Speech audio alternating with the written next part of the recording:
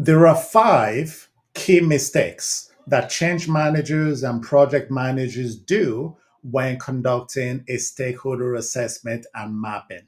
Make sure you avoid these five key mistakes. Mistake number one, missing key stakeholders. This involves forgetting a group, for example, regulators or suppliers.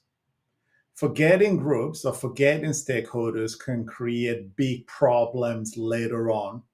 So you always want to make sure you are brainstorming with different individuals and project team members to gather everyone and every group that will be impacted by that particular change. Mistake number two, treating all stakeholders the same.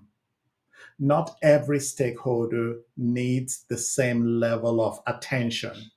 Without prioritization, you spread yourself too thin, which is why we recommend prioritize your stakeholders based on their level of influence and their ability to impact your project.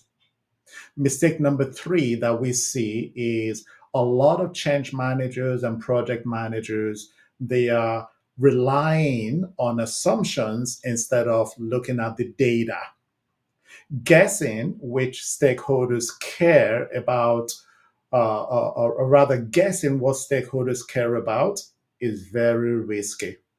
You want to ensure that you collect real feedback through surveys, workshops, and also interviews, which is why it is important to document your findings in a matrix like this one that is on my screen that outlines the type of stakeholder, the group, their level of interest, their ability to influence your project, their ability to impact your project, and your engagement strategy that will be implemented to engage the stakeholders to get their buy-in and support for your project. Would you like to guess what the fourth mistake to avoid when doing a stakeholder assessment and mapping? No, you don't have to guess. Here it is. Mistake number four. For mistake number four, what we normally see happen is that a lot of project managers and also change managers, they are ignoring stakeholder changes over time. Stakeholder needs and influence shift. When you do an assessment once and you forget about it, that assessment will most likely become outdated. You want to update your stakeholder map on a regular basis. What about the fifth mistake you should avoid when doing a stakeholder assessment and mapping? Let me tell you.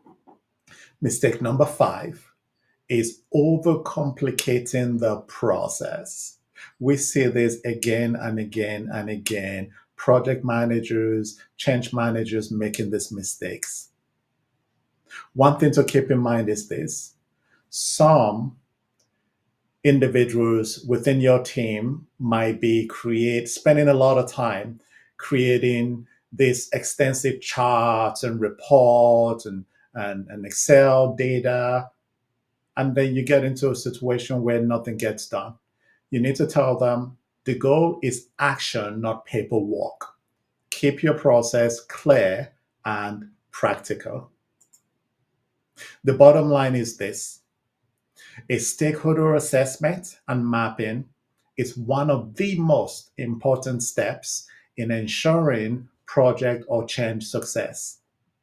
By identifying, analyzing, and prioritizing stakeholders, you improve communication, you reduce risk, and you build stronger support. Organizational change management is changing. Watch the next video for why, how, and what you need to do to prepare.